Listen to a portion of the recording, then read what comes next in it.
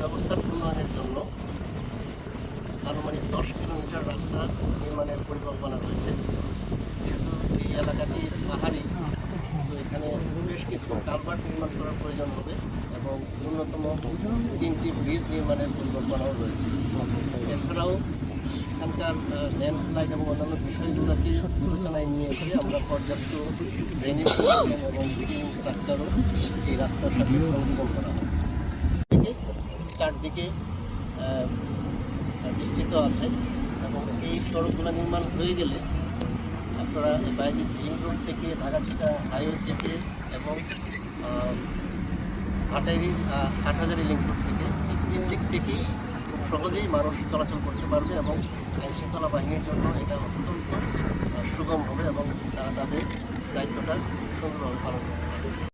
আমরা এই এলাকার পরিস্থিতি বিবেচনায় আমাদের নিজস্ব সিকিউরিটি আমরা ক্লোজ প্রোটেকশন আপনারা দেখতে পাচ্ছেন যে আমরা শতভাগ নিশ্চিত করে আমরা কাজ করছি।